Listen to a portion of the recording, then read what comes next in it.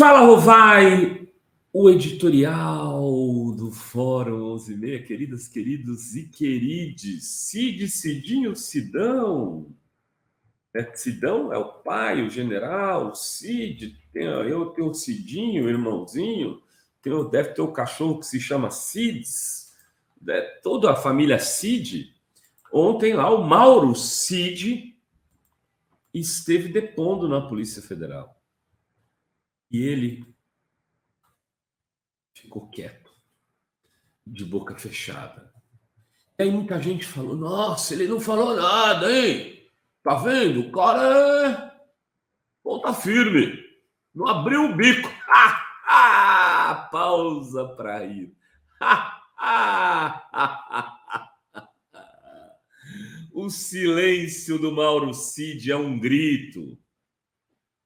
É um grito. É um grito desesperado. É um grito de libertação. É dizendo assim em alto e bom som: bye, bye, Bozo. Bye, bye, Bozo. Bye, bye, Bozo. E o Bozo, que as pessoas falam, ele é um idiota. Ele é limitado mesmo. O Haddad tem razão. Um dos caras mais limitados que eu já vi é o Bolsonaro.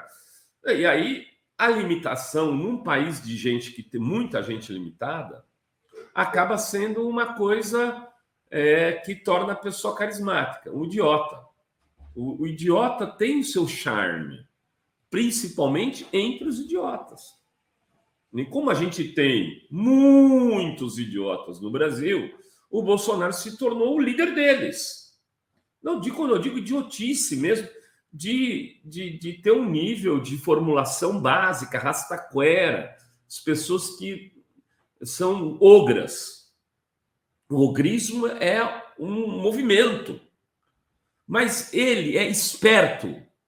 Ele sabe, né, exatamente quando a água bate no seu bumbum branco, peludo. Segundo consta, o bumbum é branco e é peludo, mas não sou eu que digo isso. São as fotos dele na praia, no começo, quando ele era mais novinho. Olha só, esse sujeito percebeu que a água bateu no bumbum, por quê?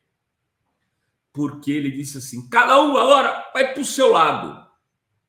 O Cid toma conta da vida dele, eu tomo da minha. Ele percebeu que o Cid vai fazer o que me parece óbvio, delatar. Mas não no gogó. Vai delatar com provas. Eu falava aqui ontem com o Miguel do Rosário, falou, olha, tem duas possibilidades. Ou esse cara é um absoluto idiota, ou ele é muito esperto, sim. Porque entre a primeira e a segunda prisão, ele não apagou os dados do celular.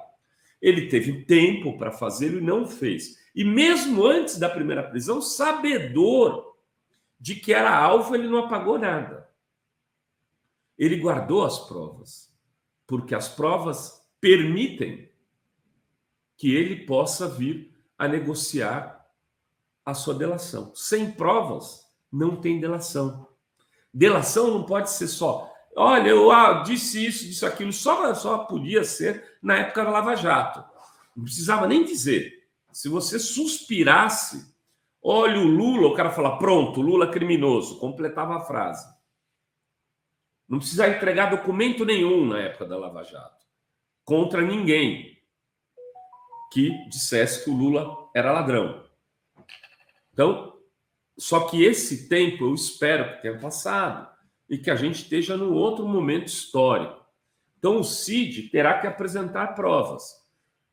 E se ele sabia que as provas são necessárias para prender alguém, ele sabia que as provas também eram fundamentais para libertá-lo se porventura ele viesse a ser pego num esquema.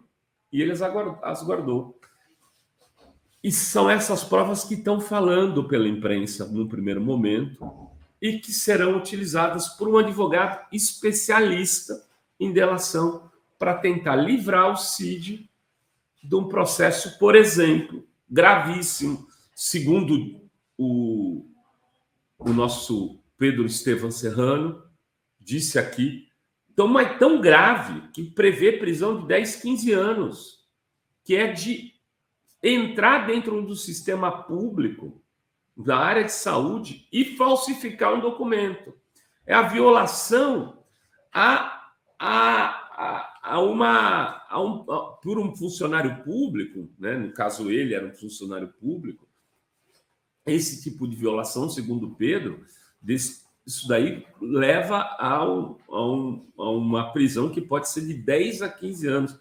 Quer dizer, ele vai pagar lá 5, 6, mas isso é uma coisa muito grande. Se ele disser que ele fez isso sob solicitação do seu chefe e agiu como funcionário público, cumprindo ordens, não que ele vai se livrar totalmente disso, mas ele terá como dividir, no mínimo, reduzir os danos, no mínimo, desse seu processo contra ele. Bom, esse é um processo.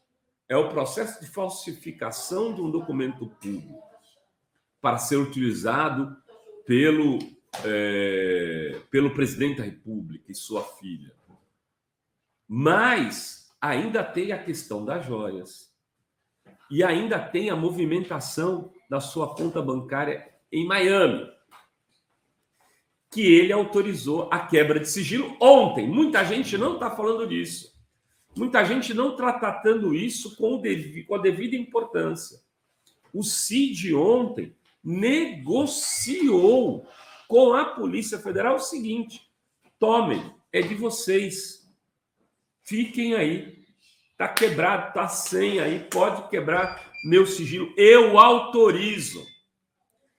E essa conta de Miami, do Banco do Brasil, que ele autorizou a quebra de sigilo, foi da onde ele tirou os $35 mil que foram achados na casa dele no dia que ele foi preso.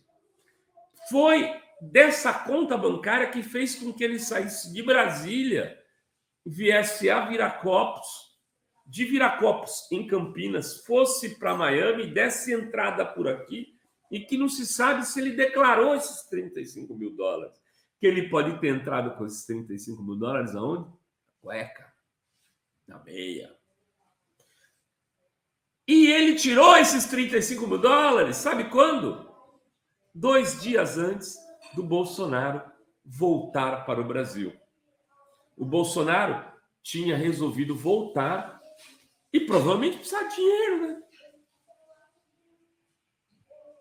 Para pagar os absorventes da Michelle, como ele disse, que o dinheiro que a Michelle usava era para isso. Como ele disse que o dinheiro da Val d'Açaí era para comer gente.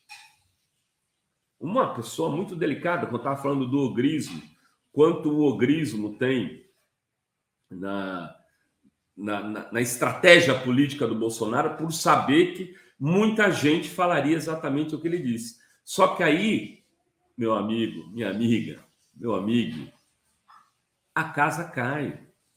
Porque agora é o seguinte: a Polícia Federal não está mais na mão do Bolsonaro. A Receita Federal não está mais na mão do Bolsonaro. E vou dizer mais. E mesmo o Ministério Público, o seu Aras já está dizendo: Lula, sempre fui Lula, desde criancinha. O Aras está fazendo isso. Só que quem escolhe o próximo, o Procurador-Geral da República é o Lula. O Aras está se insinuando, piscando. Só que o Lula deve escolher alguém mais próximo e mais sério e que vai pôr o Ministério Público para operar como deve.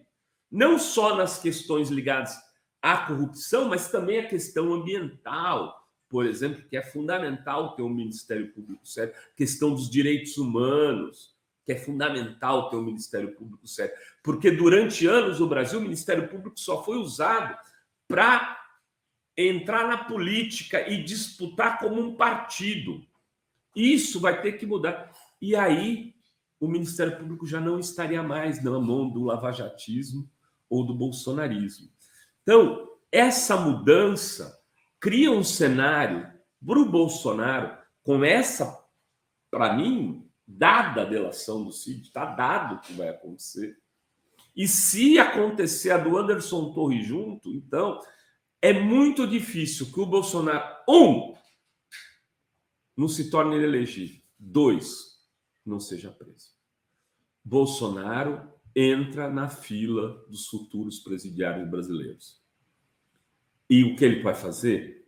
Talvez fuja do país antes disso acontecer, se junte a Moro, pedindo asilo político nos Estados Unidos ou no Emirados Árabes, onde ele tem as suas relações comerciais bastante afinadas, né, para poder se dizer perseguido político de uma ditadura de esquerda, amigos, amigas e amigos. Mas essa narrativa vai juntar aí uns 25, 30% dos brasileiros, mas na hora que ele ficar fugido do Brasil ou numa cadeia, o bolsonarismo tende a se tornar algo menor na política. E é o que todos nós esperamos para o Brasil.